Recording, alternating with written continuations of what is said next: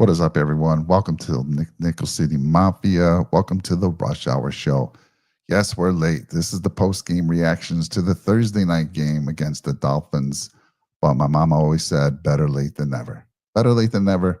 And sometimes it's actually kind of a good thing to wait because you kind of get to watch the tape again. If you have all 22, you can check that out. I got to watch a little bit of that. You can watch the condensed version of the game to see all the plays. And then you get some stats like if you're a PFF person, Pro Football Focus, you want to check out, does what the eye test, right? Does your eye match up what the stats say?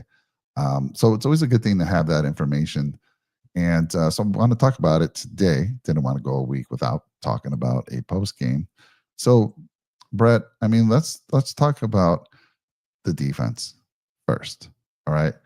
Defense gave up, they didn't give up a whole ton of yards. We gave up only 146 yards through the air to Tua, and we did give up a decent amount of yards on the ground, 130. They averaged 5.2 yards per carry, but not a ton of yards. But I still have concerns about the interior line, and also the Bills giving up 10 of 15 third down conversions.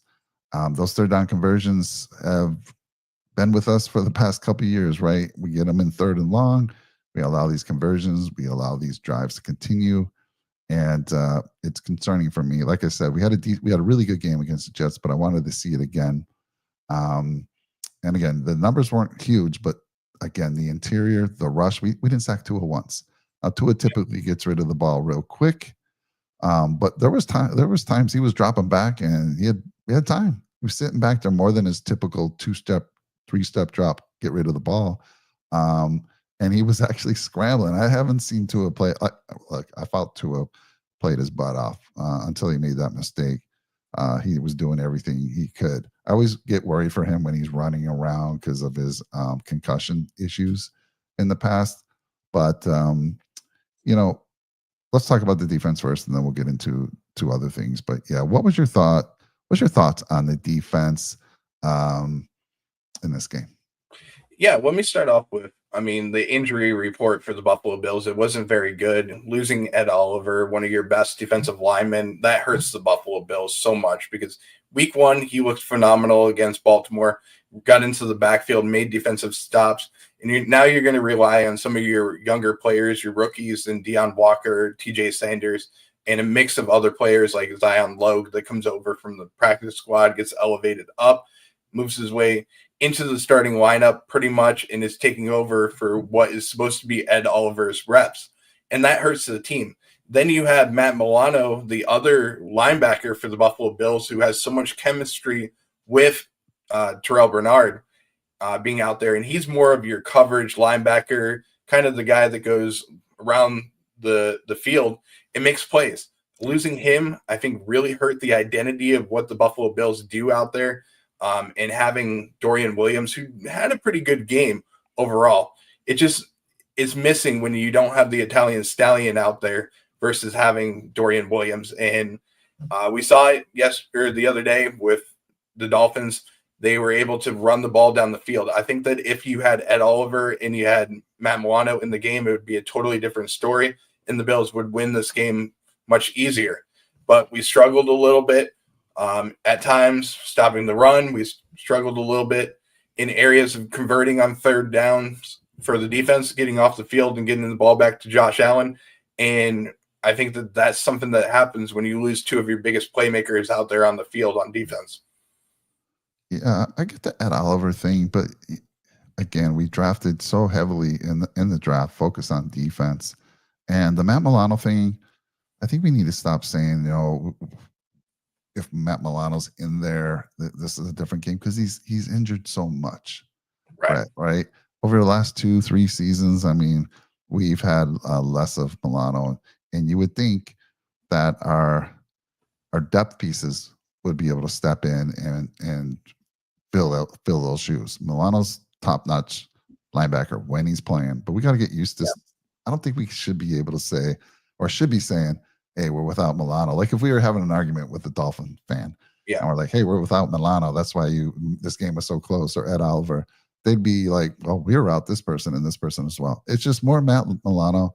I feel what concerns me is the depth there should be able to fill those Yeah. roles now. And I know we had Shaq Thompson, Dorian Williams, and Shaq Thompson had a pretty good game. I mean, he had Yeah. one blatant missed tackle, but other than that, he played pretty solid. He almost destroyed Devon A-Chain, which is my fantasy football running back. I was like, oh no, don't, Tua set him up to get destroyed. It was crazy. But yeah, so on the defense, Ed Oliver, I get it. He's a big missing piece. Hands down, our best defensive player. Hands down. Without him, you would expect guys like, and by the way, I think you mentioned him, Deion Walker had a fantastic game. This kid just continues to get better each game. And he was the second overall rated defensive player, according to PFF. He had 85.2 rating. That's phenomenal, Brett. Yeah. Absolutely phenomenal. And he was the key piece on that interception late in the game, right? He was the one putting the pressure. Big guy. Tua even mentioned it, and he wasn't able to see Bernard when he threw that ball. And there's Bernard to make the pick. But Deion Walker, thank goodness this young man stepping up, because TJ Sanders, third week in a row, not really showing much. Again, these guys are rookies, but I also want to mention on the other side of the ball, remember a guy that we were big on drafting? Like, who are we talking about? The Bills would love to get defensive tackle, Kenneth Grant. We wanted Kenneth Grant so bad. Yep. Guess what? He's not doing too well for the Dolphins through 3 weeks. Again, these guys are rookies. He is getting more play time, a little bit more than TJ Sanders. He's not doing so well either. It just goes to show you that some guys just need more time to develop. Yeah. He was a first-round pick, 13th overall, and he's struggling. But yeah, so TJ Sanders still struggling. Would love to see more of him. Deion Walker thinking he's standing up.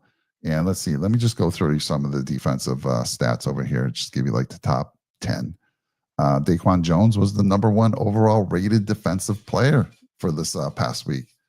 Does that surprise you, or did you see him making plays?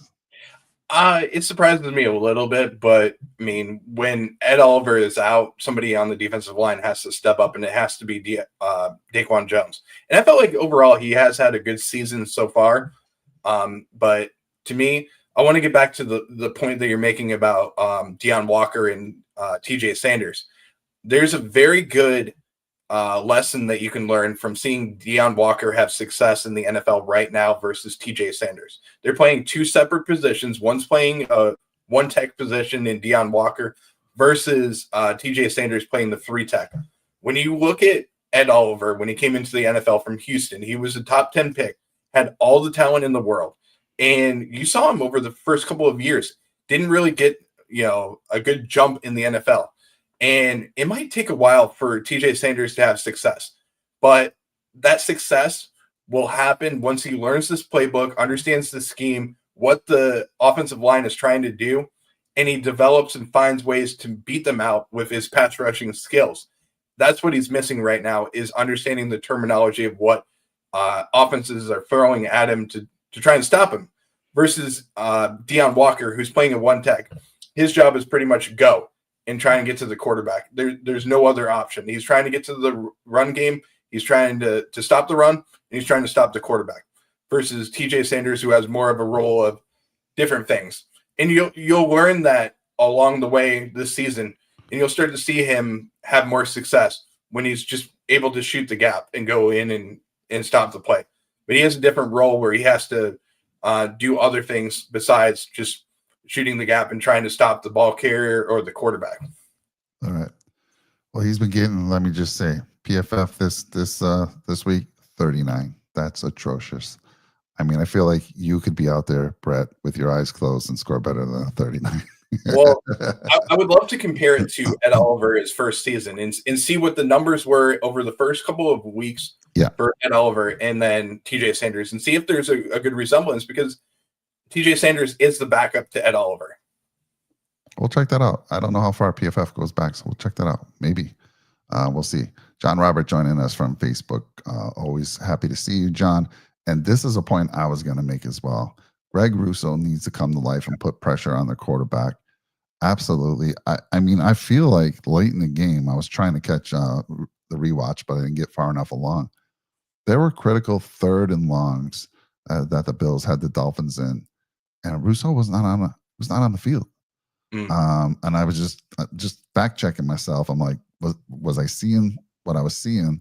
I didn't get that far, but I'm pretty sure yeah. there was at least 3 times I counted on third and long where Rousseau wasn't out there, and I saw that he played 40 snaps compared to Bosa's. Let's see, Bosa played 53 snaps, Mm, and Rousseau was 40. Now PFF still gave him a decent overall grade of 67.1, but I agree with you, John. I mean, I need to see more from this guy. Through 3 weeks, where's he been? And this is not a very, I mean, I didn't think it was, correct me if I'm wrong, Brett. Is this a good Dolphin offensive line? I don't think so. I don't think it was that great. I think that it was more the scheme of what the Buffalo Bills were trying to run was have Joey Bosa go in and attack the quarterback versus um, having Greg Rousseau be the guy that stops the run.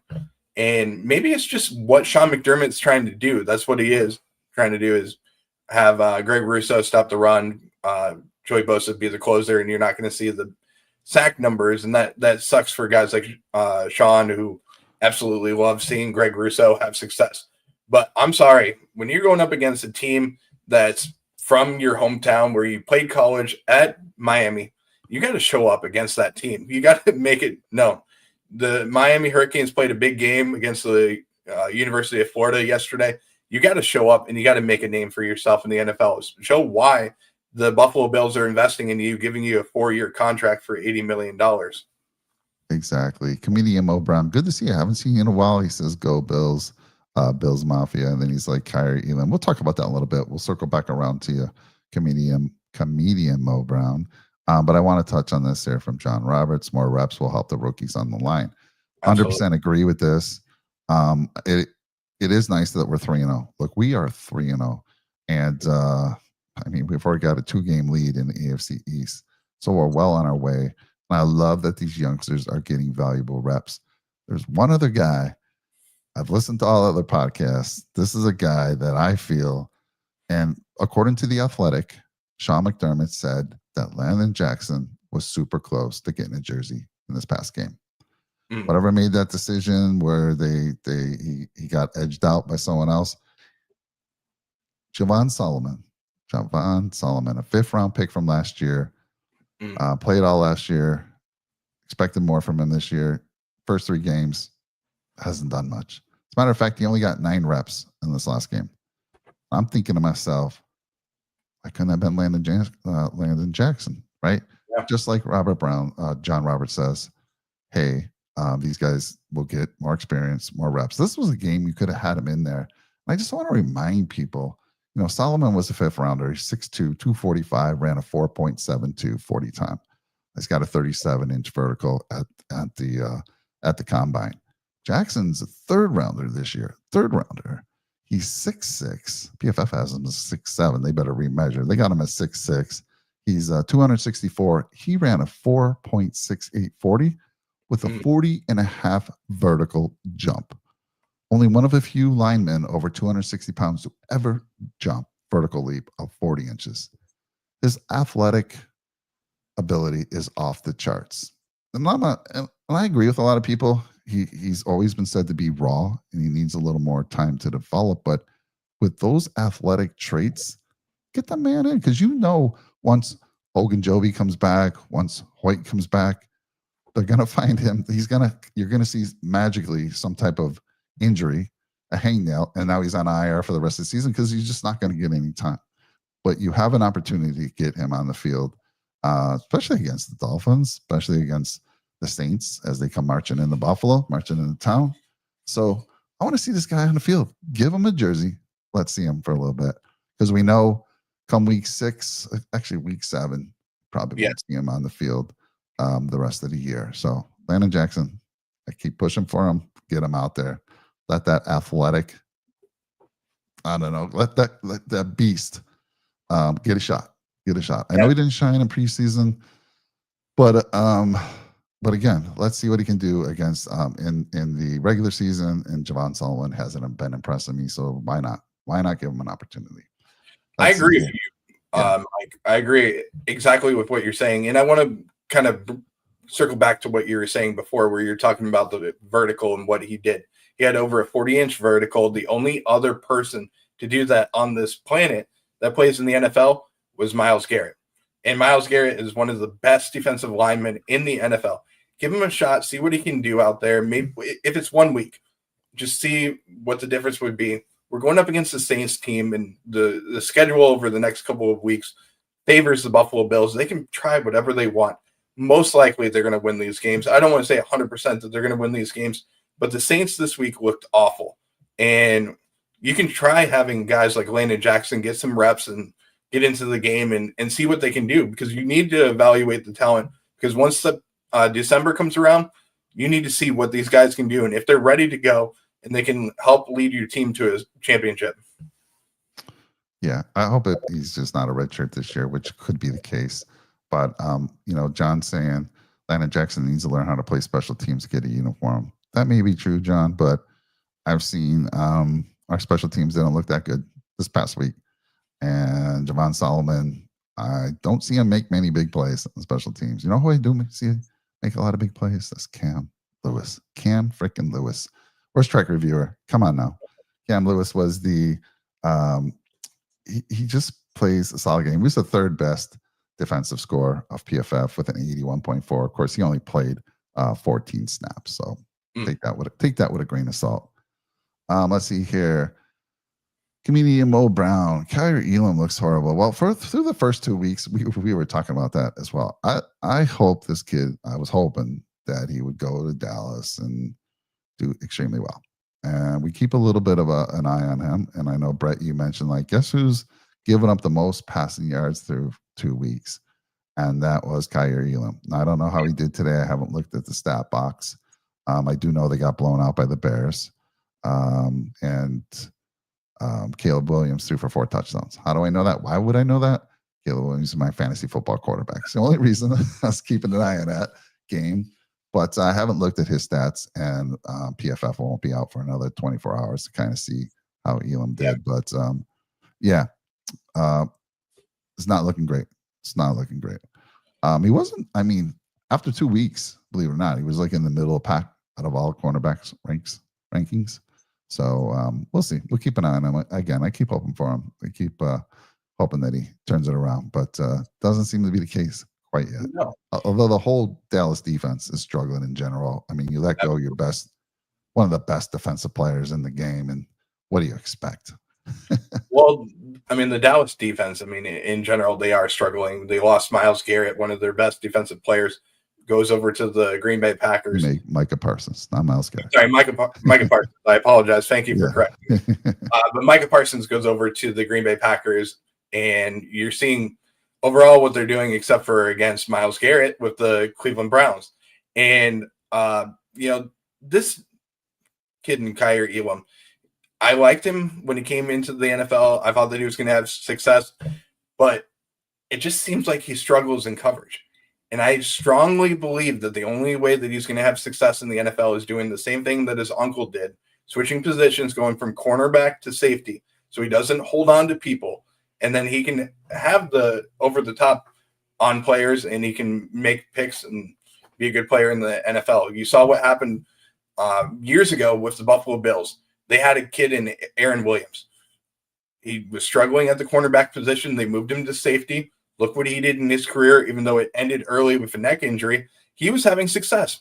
This could be the next, good cornerback to safety combination that happens in the NFL. Yeah, that's a good point, Brett. John, Tyrell Shepard is so happy for this guy. He's getting play time. He does play specials. You're absolutely right. And he's earned a spot. And he's getting play time, which is fantastic. Yeah. And he's making the most of it. He had another reception in this game, didn't he? Let's see here.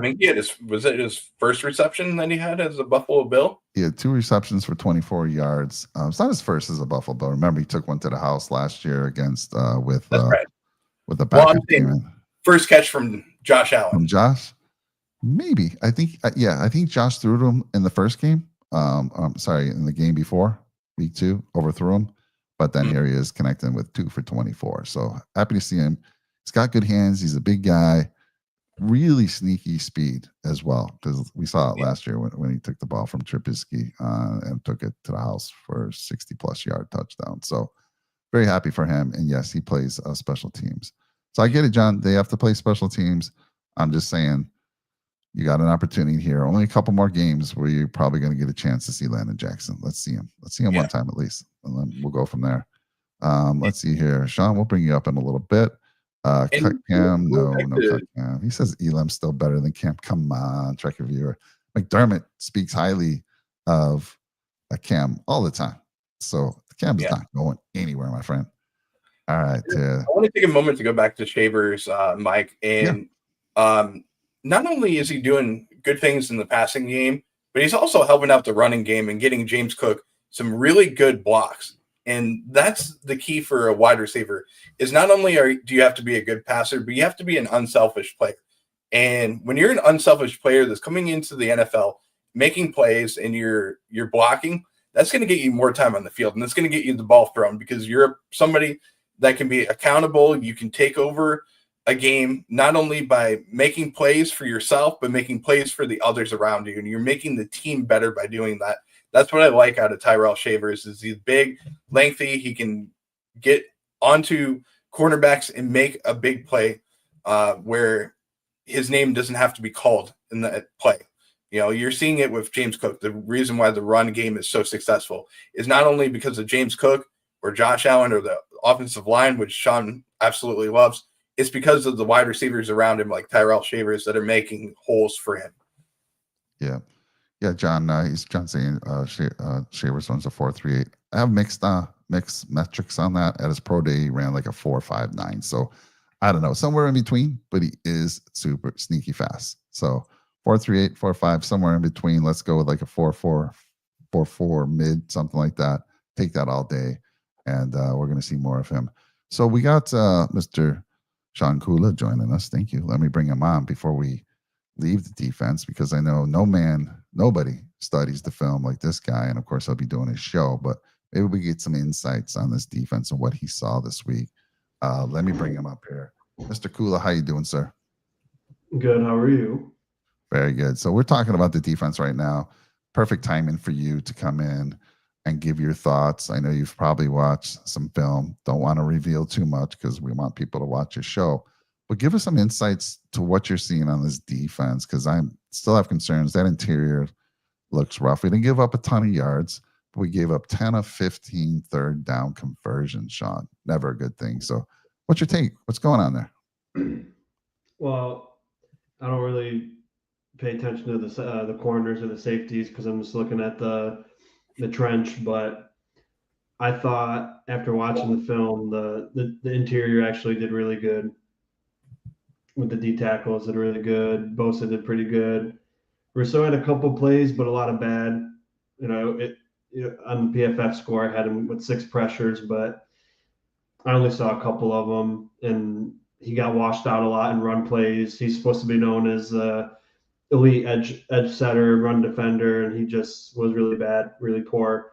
But yeah, a lot of it's the secondary and just how we play defense. We play soft and don't want to put anything behind us, so we let people throw stuff in front of us, and we try to make a play. So that's part of why the third down is always so bad.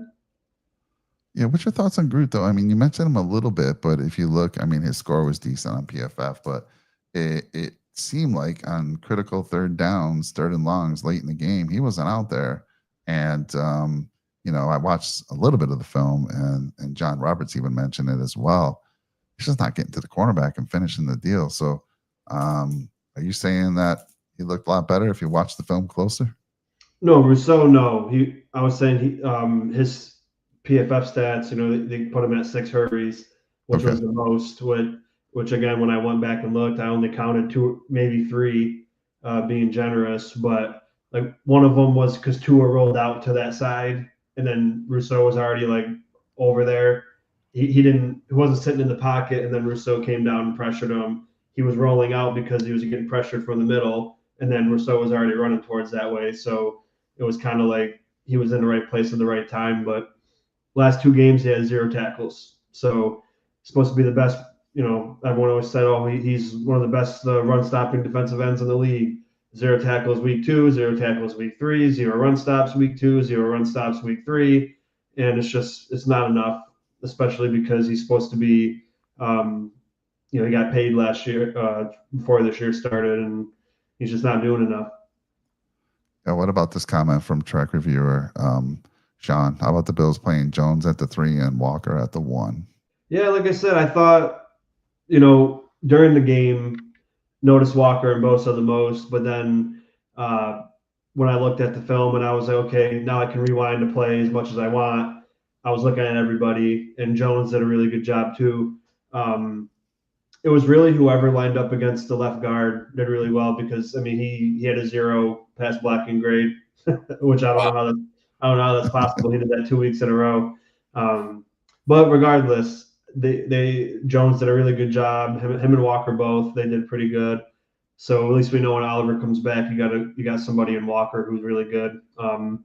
Again, they didn't get like 6 tackles each or sacks or anything like that, but they did a great job controlling the line of scrimmage. They didn't get pushed back a ton. They both made a couple. They both had 2 tackles, I'm pretty sure, each. So they did a good job. Walker only had the 1 pressure according to PFF, but it seemed like he was always around the play.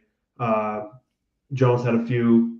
I thought he did really solid once I rewatched, and Bosa did all right. It wasn't as good as it was last week, but he was getting chipped a lot, and he was playing a lot more than he did the first 2 weeks because Solomon wasn't doing anything, and then AJ was going in for Rousseau.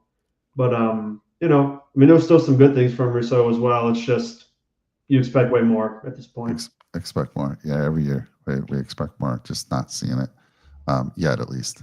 Let's see here. Yeah, let's celebrate 2-game lead in the division already. Absolutely love that.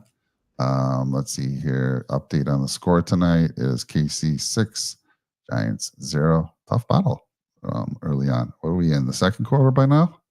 Probably. In the second quarter right now, it's the 2-minute warning. The Giants have the ball at Kansas City's 33-yard line, 2nd and 9 for the game right now. So we'll see if the New York Giants can get on the board and make this a game.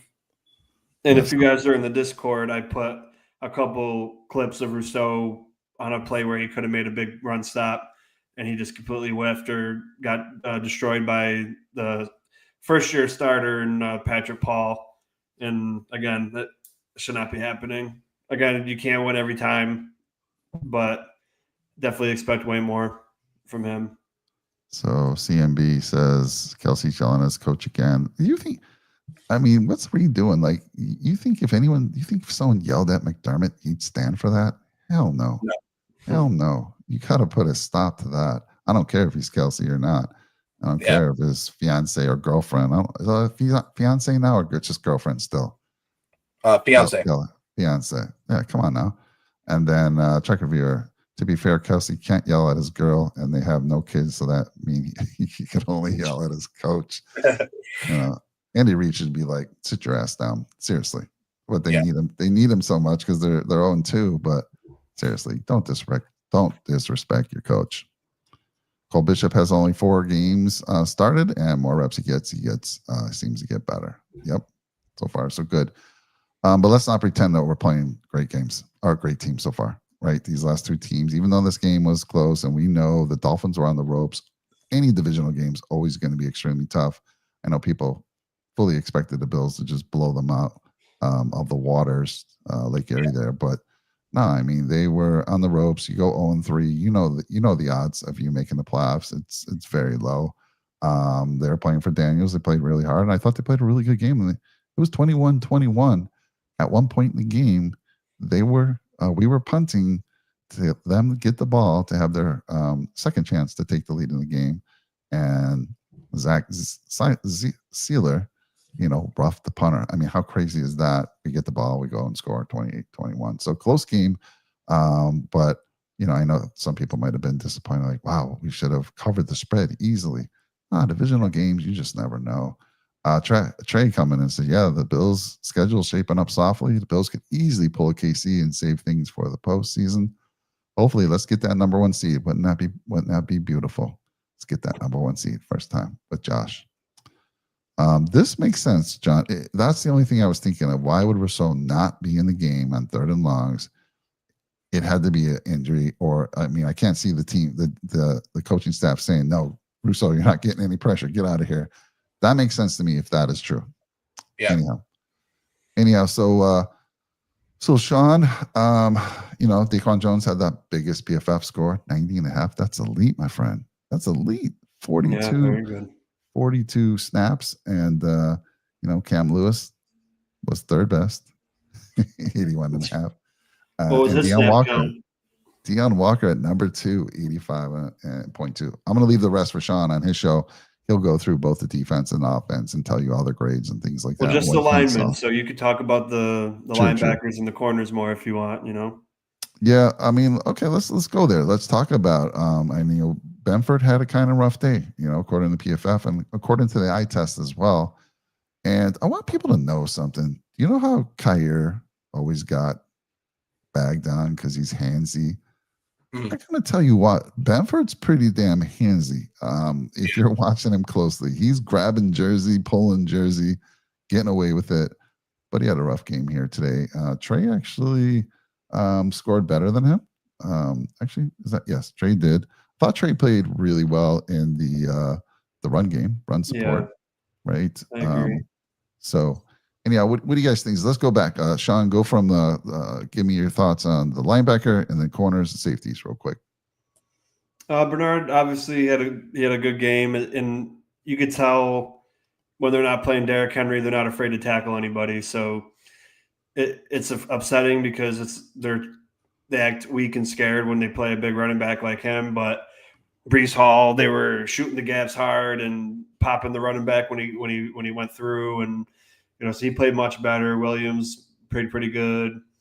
Shaq Thompson made some good plays, and I thought Trey did really good in the run, or stopping a couple of screen passes. But other than he broke up a pass against a running back, other than that, he got cooked the entire day. And I expect that from him because he's not that good anymore. And then Benford got beat as well. He tried pressing on Tyreek Hill, and he couldn't get his hands on him. And then Tyreek Hill beat him. And, and it's just you got Trey White one-on-one with Waddle with no safety help. And then Trey plays 6 yards into the end zone on him, and he just runs a slant route for a touchdown. Like, that's obviously going to be the play. They're not going to try to fake inside and go to the post.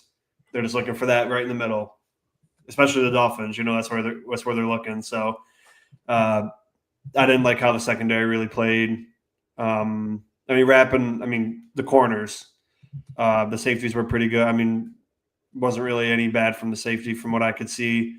Again, I don't really during the film pay attention to them as much as the D-line, but I thought in the game watching, I thought the safeties were pretty good. Yeah. Let's see here. I'm just catching up with with the chat.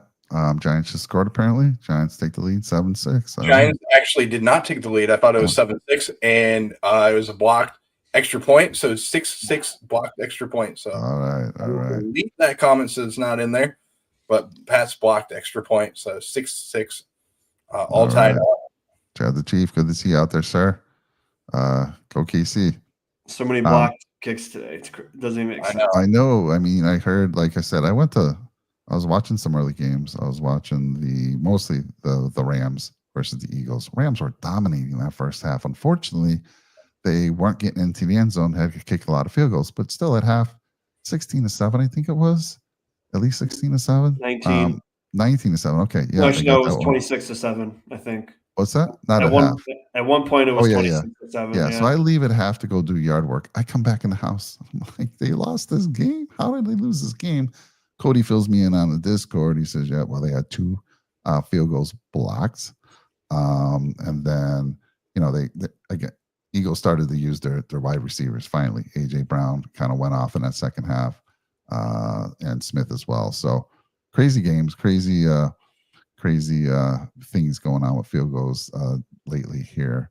That means we should put Deion Walker in the middle of the field goal block like they do with Jordan Davis and Philly. They're almost the same size. Walker's bigger than him, taller than him. We can get him and Desmond Watson. Get those hands up. Just don't have Walker protecting. Like, we almost had that Prater field goal kick blocked because of him. Crazy stuff. Trey saying special teams terrible across the league this week. They said it was the worst special teams week in roughly 30 years. Yeah. I mean, not only the Eagles game, the Green Bay game, the Bucs game, there's a blocked field goal that was ran back for a touchdown there too. You saw the Bucs blow a lead, and then the Jets, our division rival, pretty much back in the game, and Baker Mayfield has to lead the team down the field to win the game. Yeah, that was a good one as well, for sure. Let's pivot over to the offense real quick here and talk about that. I felt the defense was more of a concern for me, so I thought we'd start with them, spend the most time on the offensive side of things. That O-line played some bully ball once again, which is always great to see. People think, wow, Josh Allen should be putting up 300-plus yards. Due for 3 touchdowns and 213 yards. Was very efficient, 22 of 28. And I saw him on the Pat McAfee show after the game, and he just said, "Hey, I'm taking what the defenses are giving me, right? They're giving me that, that short yardage stuff. I'm going to take it all day," which makes us just continue to have these long drives that wear out the defenses, truly wear out the defenses. And so another good day from him, 22 of 28 for 213, 3 touchdowns. Cook cooked, right? We had another great day on the ground, 157 yards on the ground, 5.8 average per carry. That's just incredible, guys. And that's what Josh Allen just running 4 of 25 times. So offensive side of things seem to click, although they did get some stops on us late in the game and had an opportunity to go down and take the lead for the second time. I mean, they came out of the gate, got the ball, the Dolphins did, and scored. They were behind for the rest of the game, tied it up, and had a chance. But that big penalty on Zach Sealer just sealed it, so to speak. But let me throw it to you, Brett, on the offensive side of things. What was your thought on the performance of the offense overall? I thought it was a very balanced game. I really liked that. That was one thing that Sean and I talked about in the pregame show, was the Bills have to be more balanced. They have to show the play action plays, which we saw. And they got James Cook going early in the game, which I absolutely loved. The one thing towards the middle of the game that I started to kind of say, okay, why are we throwing the ball so much? They stopped running the ball, and that's one area that I thought that we could attack. And we saw it over last year when James Cook went off. Sometimes when Josh Allen is having a bad game, and he didn't necessarily in this game, but when Josh Allen's struggling, having a good run game is so beneficial for this team, and not being one-dimensional, because then you see when Josh is struggling, James Cook goes off, and then he hits one over the top to the receivers. And there's times where in the game where the receivers weren't connecting, and Buffalo was really struggling, and that's what caused some issues towards the middle of the game. Yeah. Cody Smith, I saw that. James Conner confirmed out for the year. That was brutal injury. Looked brutal. Terrible. Feel bad for him. We'll see what happens. Already confirmed out for the year, but they still don't know what the injury is. That's crazy. John Roberts says Deion Walker says internet says he's 6'7", 331 pounds. I think that's about right. Chad the Chief, last year when KC blocked field goals and PATs, it was a fluke or lucky. The Eagles, Bills, or anyone does it, and it's amazing. And the great thing since sliced bread, the hatred for one team is unreal. I don't know who's hating the Chiefs. I mean, I don't hate any team, and I always have appreciated the Chiefs. I mean, to do what they've done is simply incredible.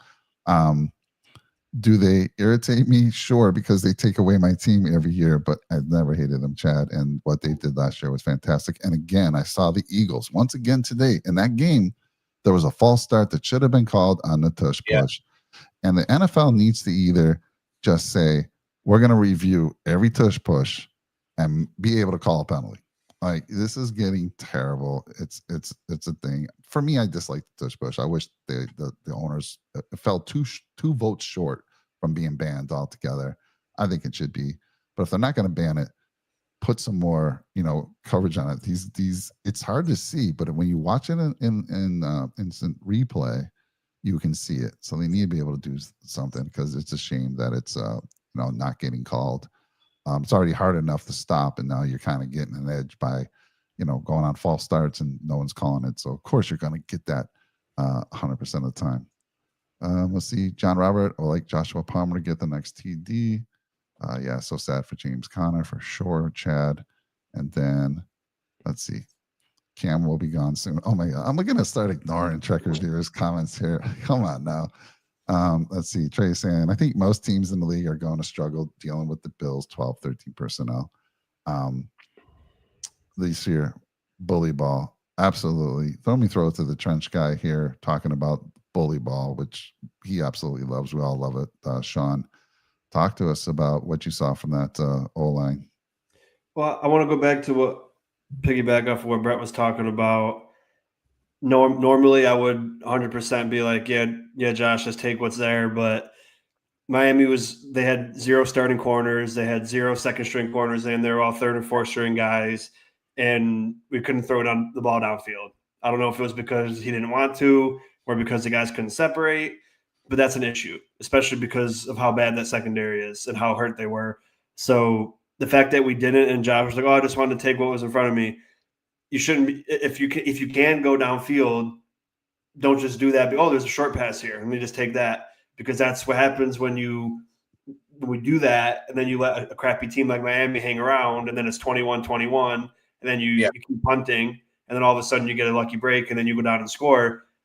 I don't like how they're just playing like, oh yeah, we're up 7 at halftime. Let's just go into cruise control now. And to Brett's point, it's not that we stopped running the ball, but literally the first play of the third quarter, they had 9 people in the box, and we ran the ball up the middle of the first play because they knew we were going to run the ball on first down, because that's what we always do. So they were ready for it. We got no yards. You can't run the ball on 2nd and 10. You got to pass, and you drop. Then you have Keon Coleman dropping the ball. You got Ty Johnson dropping the ball, and it's just because they're just playing in cruise control. They're not playing to destroy their opponent. They're like, oh well, we're really good, and we know we can score no matter what. So let's just do simple stuff. Because when we came out of the gate, we're all of a sudden just downfield touchdown, downfield injury. Then we had stopped because the Dolphins had 2 injuries. And then did we go attack the new corner that went in? No, we ran the ball, and then we got stuffed, and then we got sacked, and then we missed a field goal.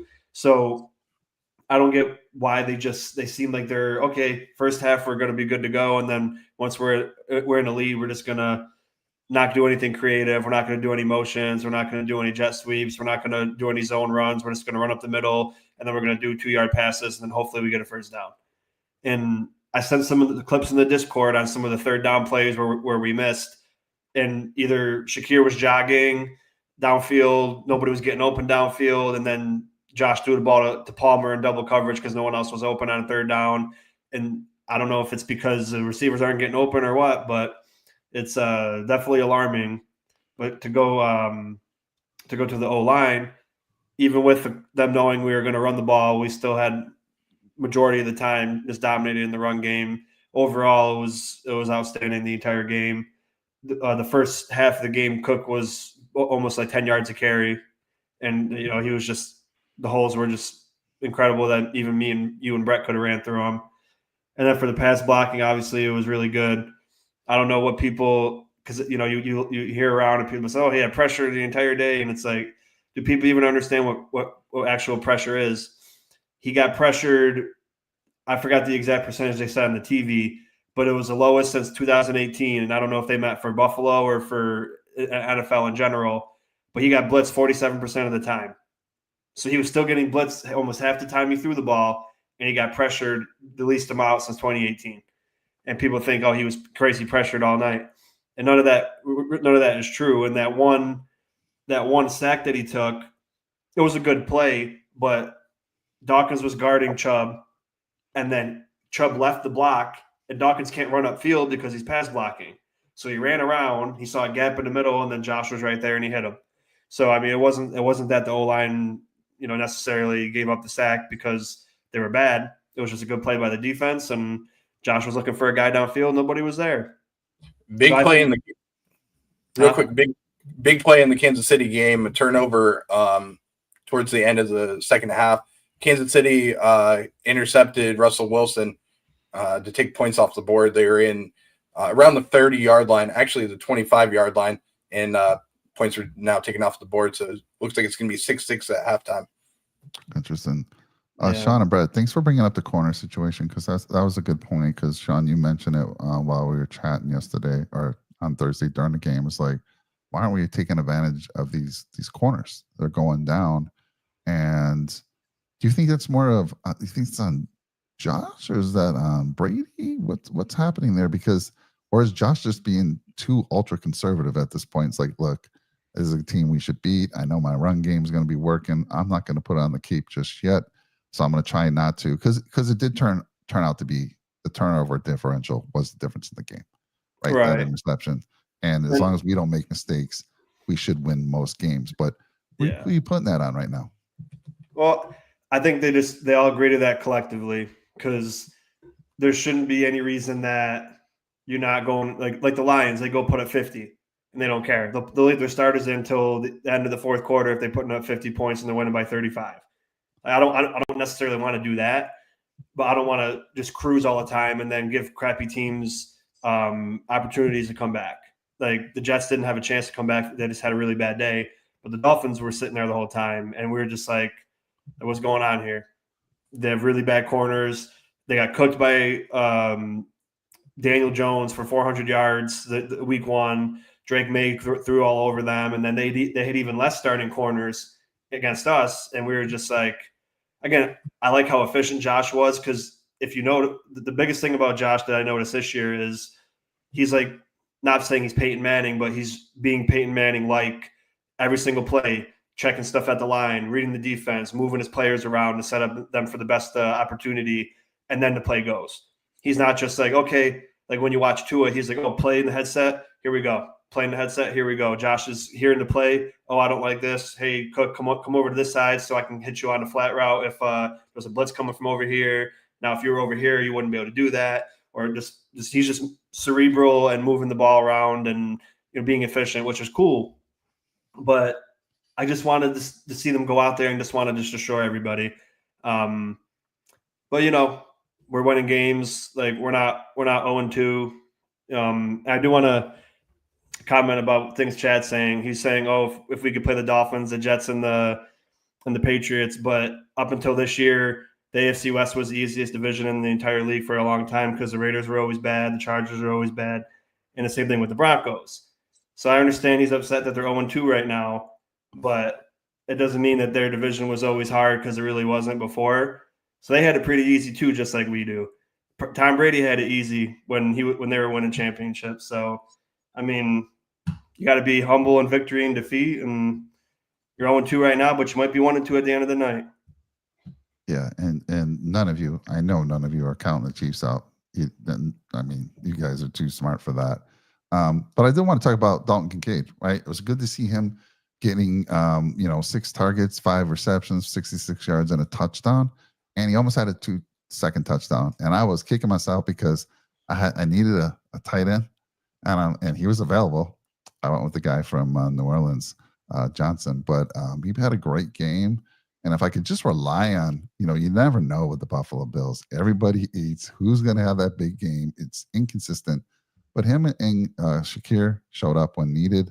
And, 5 receptions was the most for any of our players, which was Kincaid. So it was nice to see him get going. I would love to see more of that. But you're right, John. I mean, I don't even think – did we throw anything past 20 yards? We throw anything down the field? The Kincaid drop was over 20. The first play of the game, they hit Coleman deep, but it was an interference, so it didn't count. It didn't count as a pass because it was a flag.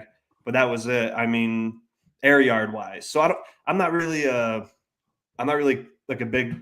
I know you want to see the ball downfield, but the air yard thing, like Allen he only threw one pass over 10 air yards. Like, yeah, I get it. But I guess some games it is what it is. And he was efficient. He could have ran around crazy and, try to find something out of nothing. So I get in that one sense because he's not even running the ball like he should be right now because, he doesn't have to. Like we're not desperate to the point where Allen has to run 8 times a game and be the leading rusher every week to win football games. So he's being real. Like I got to stay in the pocket. I don't have to move around. If I can't go deep, check down. Again, and it's not necessarily a bad thing, but you hoped after when you're playing the Dolphins with being so banged up that you would just attack and attack and attack. Because we've done that to them when they had Jalen Ramsey. There was that one game I went to 2 years ago where Diggs had 3 touchdowns and we won 48-20. And we're chucking the ball downfield.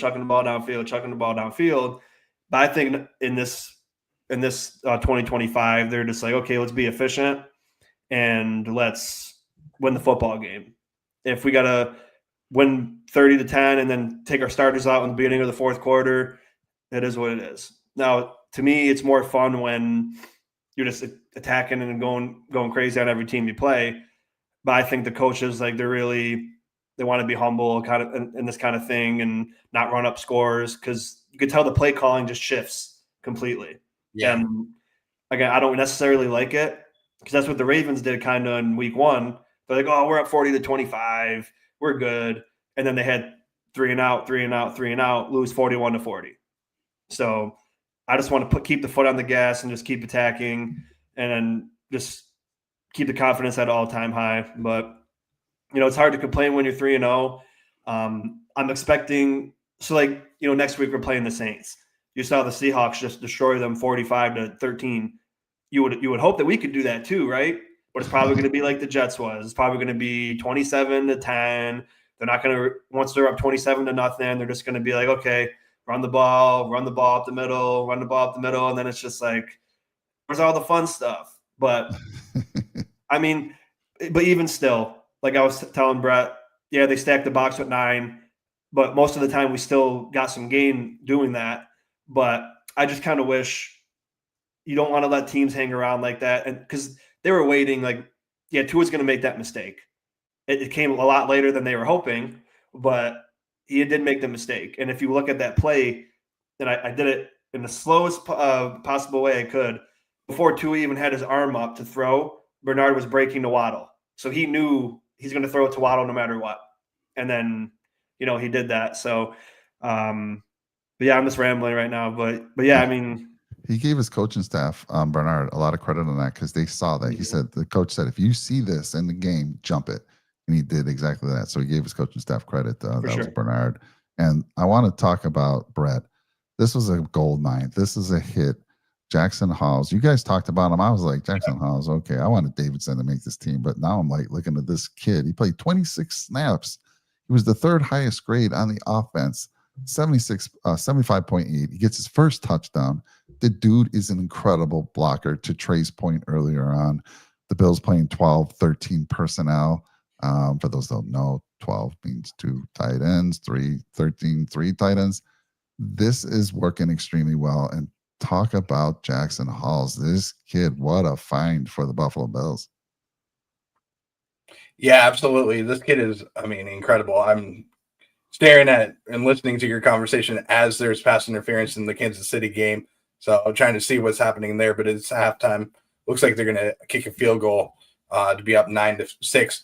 But, to your point, Jackson Halls, just a great find in the draft. Looks incredible overall as a tight end. Just exactly what you want from a tight end. He can block. He can catch the ball. I was a little worried about him in the preseason having a couple of drops, but he showed that, the mindset for him, go right back out there and make a play for your team. And that's what he's doing right now is he's making plays for the team. And I mentioned it earlier when Sean wasn't on the show with Tyrell Shavers, another guy that's unselfish, that does the dirty work for the Bills and doesn't get the credit that he deserves. He's a lunch pail type guy where he comes in and just works and that's what he does. So absolutely love him as a player, and I'm happy to have him on the team. And hopefully, he can have better numbers in terms of receiving yards and stuff like that. But I'm okay with what he's doing in the blocking game too. I think he's doing a wonderful job, and I'm glad he's one of PFF's highest rated tight ends in the NFL. Yeah. I mean, he's had what, 2 passes this year, and almost had a second one for a touchdown. I think 3. Is it 3? Three they catches, had that first, 3 catches. almost had that touchdown against the Ravens. So he's most of it is just going to be blocking, but it's great to see him going out for passes. Even on that one where Josh flipped it to him, he had fallen. Did you guys see that? He was lined up in the backfield, or he was in motion, and then he slips, so everything's a little delayed.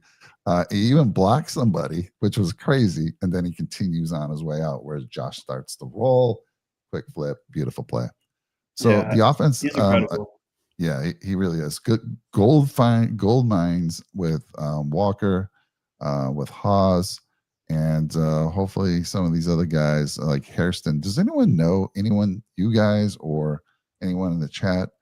What have we heard on Hairston? Do we know when he could potentially be coming back or be at least off? He's on IR right now, right? Yeah, after the Saints game, he could come back to practice. He's got the window to come back to practice. But all right. But man, I mean, Jackson Haas and Walker, they're definitely, as of right now, the two hits out of the entire draft. The rest of them are not. But just obviously, I'm doing the O-line film, and when you're watching Haas, it's a million times better than when Anderson's in there.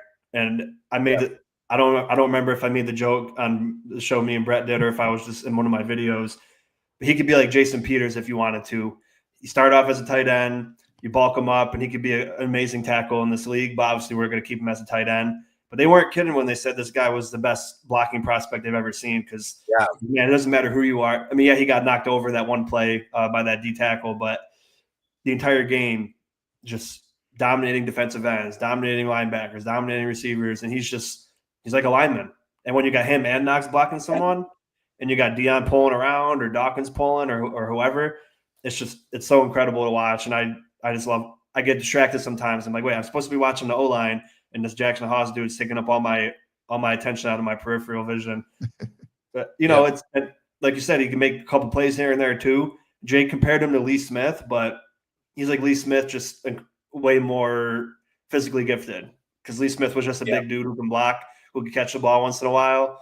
But Haas, the game is just sped up incredibly for him. Being the Yale guy, he's very intelligent, and he seems like once the game started, he just keeps getting better and better. He reminds me a lot of a mix between Lee Smith and Charles Clay. 2 players that, if you blend them together, this is exactly what Jackson Haas is. And the potential that he could have is a Charles Clay. And that's high potential for him. But I absolutely love what he's doing. As I said, in the blocking game, I think that if he can get even better as a pass catcher, then he's going to be so dangerous in this league. And I can't wait to see what he does throughout the year and how he can benefit this Buffalo Bills team. And Mike, if we're still on the offense, sorry, just something that popped in my head. I mentioned also in me and Brett's show, they're using the jet sweep with Elijah Moore a lot, and I'm just waiting for the time. It'll probably be against the Falcons or the Chiefs when it's like a big game or whatever. They're going to turn that into a fake jet sweep to hand it off to someone else, or a fake jet sweep and throw a pass to someone. It's just because it works every time he does a jet sweep. But now they're going to use that and open it up to other play calls, and because everyone's just going to be like, oh, I saw that on film. They're going to do a jet sweep here, and the fake's going to happen, and then it's just going to be a big play. So I'm excited for that part, but I just want the offense to just open up and be relentless against the teams and just rack up the scoreboard and just put up 40 points every game. I know it's not going to happen, but that's what I want. Love that. Yeah. So we're about at the hour mark, and the last thing I wanted to touch on is just real quick on special teams. I know Prater missed his first field goal. That was so bad, and you're thinking like, oh goodness, has everything good come to an end here with Prater? But he hit a big field goal late in the game, and everyone misses a field goal from time to time. So I'm still big on Prater and all that he's doing. But what you guys think? Brett, I'll throw it to you first. What do you think on the special teams? What's your thoughts? We got to clean things up. There's a couple things that can be cleaned up. But overall, I mean, Cameron Johnston in his second game with the Buffalo Bills, 2 punts for 95 yards. I liked what he did overall. Kind of selling that, roughing the kicker. That was another thing that I liked out of him. And then Matt Prater, yeah, you're going to miss a kick every once in a while. That was a total shank, in my opinion, from him.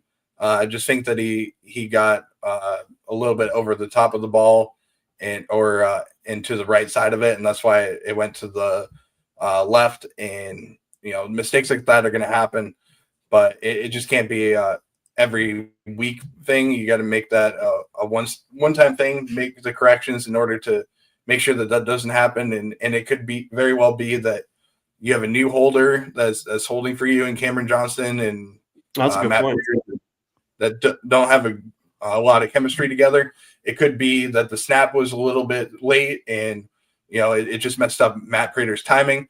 It could be a lot of different things. I'm not putting the blame necessarily on Matt Prater, but as a unit for the special teams, got to be better. That's just a mistake that can't be made because that put points on the board for the Miami Dolphins. They went down the field, got 7 points from Tyreek Hill on the touchdown where he did the backflip running down the field. And that gave them energy and revived them when they were in a time frame when during the game they didn't have an identity. Then they come alive and have some more juice, put them right back in the game, and then we saw that it was back to being a one-possession game throughout pretty much the rest of the game until Buffalo had a 10-point lead. But to me, I mean, you got to put the team away, and you got to keep the pedal on the metal. And I talked about it in the pregame show. You got to pound the ball down their throats, whether it's getting touchdowns or 3 points. Put points on the board every single drive, and just make them have to go down the field and beat you every single time. Because when you do that, I mean, this team is unstoppable. But I want to see the special teams unit in the group as a whole play all 3 aspects of football well, and we just haven't seen that yet this season. There's times where the offense bails out the defense. There's times where the defense bails out the offense. There's times when the special teams bails out the whole entire team. But let's collectively find a way to get all 3 aspects under control. And that's probably going to happen towards the middle part of the season. You got a lot of rust to clear off between the preseason, not playing a lot of guys, and getting back into rhythm of football shape and everything. But we'll see what happens as the season goes on. But I think it's going to be shortly that we'll see them have success. Yeah, that's a good point, Brett. That missed field goal, at that point, it felt like the Bills were going to blow this thing wide open, right? We go down, we get stopped, you get 17, but we were dominating. And we get the field goal, you're just feeling like, oh, here's another Jet game coming up here. We're just going to dominate this one. He misses that, and they get all the momentum. You're completely right there. It was a huge miss at that point in the game. You don't want to see that. Sean, close it out for us tonight on special teams. Your thoughts? Yeah, so I tried watching that play with the missed kick like 100 times. I was like, that had to have been blocked because it came off like sideways. It didn't go straight at all. It just was like, it didn't have any chance. And I was just like, I saw 2 guys kind of break in, and I was like, maybe it tipped their finger. I'll have to go back and look. Maybe like his foot hit the ground first. Like it didn't make sense. But a miss is a miss. Obviously, he rebounded and put the game without out of reach at the end. But I thought the special teams had their worst week, to be honest.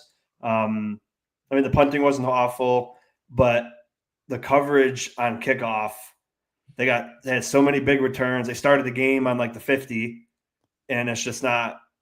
It led to a touchdown, and it's not what you want to give. If you're going to do that, just give them the ball at the 35 every time. Kick it out of bounds, because the first 2 games we had good coverage, and they didn't have great field position. And you gave a team like that can run the ball when they want to, and they lived in the screen game. I mean, Tua had 11 completions behind the line of scrimmage on Thursday out of his 22 completions. That's what they wanted to do. They wanted to hit the playmakers, let them run the ball, and then he hit Tyreek deep, not deep, but on scramble drills a couple times. But giving the team those short fields is never going to result, and especially nowadays, one play you're in field goal range. So I like the coverage to be a little bit better on punt return. We're letting the runner, the gunners. the guys going to make the tackles are the gunners, right? I always confuse it too. We always let the gunners get past, the guys blocking, get right to Codrington. He doesn't really have a lot of space to make a play. So I like the guys blocking the gunners to be, a lot better as well. And then Reed Ferguson, we love him. He's been around the longest. I know Jake has his jersey and we love him, but man, that's the second time he got absolutely destroyed. One time it blocked a punt and we lost, and the other time, and actually it could have won us the game because Seiler ran into the punter and then we ended up winning. But if you're going to be in that position, I know it's not like you don't have to be big and strong or anything like that. But if you're going to have to block someone like that, maybe in a big game, you got to have the chops to do it. And he's just absolutely destroyed all the time, it seems. So like Trey said, it was a horrible week in general for special teams, but definitely our special teams had a rough one, and I'm sure they'll bounce back. I know Tober, the new coach, he's going to really light a fire. We have 10 days this week, so I think they'll bounce back next week. I mentioned it in the pregame show. We talked about this a lot. When you're coming off of a short week, going up against a team on Sunday and playing on Thursday, there's going to be times where you're going to play sloppy. I mean, it's just because you haven't practiced throughout the whole entire week. You miss Monday because, that's the day where you're going to be resting. Tuesday is usually the day that you come in and you're trying to get healthy and get treatment and stuff like that. Wednesday, you're going to practice. Then Thursday is the game. So you're pretty much running off of one practice, and it hurts the team quite a bit. But, those mistakes can't happen. You practice it every single week and everything. You got to make sure that you come out there and you're playing strong. Stuff like this happens and everything I mentioned, but, we got to be better, and we got to make sure that we're, not having issues like that where we're coming into halftime with a tied game. Because when you have a tied game, especially when you're going up against the Miami Dolphins that have so many weapons on their team, on paper, they should blow the living crap out of us. They have more talent overall on their roster, but it's not always about talent. It's about what can you do out there on the field. Can you put the talent together and put a team together that can win? And that's the difference between the Miami Dolphins and the Buffalo Bills is we have the leadership in place from the highest level possible all the way down to the end of the roster, versus the Miami Dolphins have some great players, and then they have some players that you don't really know what they're going to do. Yeah. Good points there, Brett. The Bills have the next 3 games. I mean, think about this, one game at a time, but we got New Orleans coming to Buffalo, 1:00 Eastern start time. You got New England the week after in Buffalo again. That's a 5:20 start. 8:20 Eastern time. That's crazy. But that's a Sunday night game. And then you got the Falcons. Everyone's been talking about the Falcons, but what happened to the Falcons? 30-0. They lose to the Panthers. Oh my goodness. I saw Dan Mitchell. He put it out there the other day. Could the Bills go undefeated? Absolutely, they could. I mean, if we can get to 6-0 going into the bye, oh my goodness. I'm loving it. Let's, again, like you guys said, take advantage of the schedule. And if you are the team we think they are, and they think they are, then you should be beating these teams on this schedule. You should be getting that first seed easier than anyone else. And again, if you look at that schedule, there's no question they should be the top seed, but it's whether or not they put it together, keep focus, keep beating these teams they should. I know, the Patriots, they're 1-2. Patriots game is not going to be easy. No, it's not going to be an easy game. Every time we play them, we've lost to them a couple times recently. So that's going to be an important game. But look at the schedule. It's lining up, just like Trey said. The schedule is definitely, and it's gotten softer from when it started, just based on how teams are coming out of the gate. So let's go, Buffalo. I appreciate all you. Hey, I always forget to say this, but hopefully you smash that like button for us. Hopefully you drop a nickel and subscribe if you aren't already subscribed. And I'm going to do something special at the end of this month. I'm going to reveal that next week, and probably on the pregame show. I'll have Brett and Sean reveal it, and then they'll be doing the ruthless. Wow. Yeah, they're gonna do the ruthless pregame show Friday nights now. We're gonna try to do it 2 nights before the actual game, and then Jake and I and potentially these guys will jump on the post-game show. But yeah, special announcement coming on next Friday. Going to do something for the great people on this channel here. So anyhow, that's it. Let's go, Buffalo. Let's go catch the rest of this game because it looks like it's shaping up to be a good one. Thank you, everyone out in the chat, for joining us. We can't do this show without you. It makes it that much more fun. And let's go. Go Bills. Go Bills. Go Bills.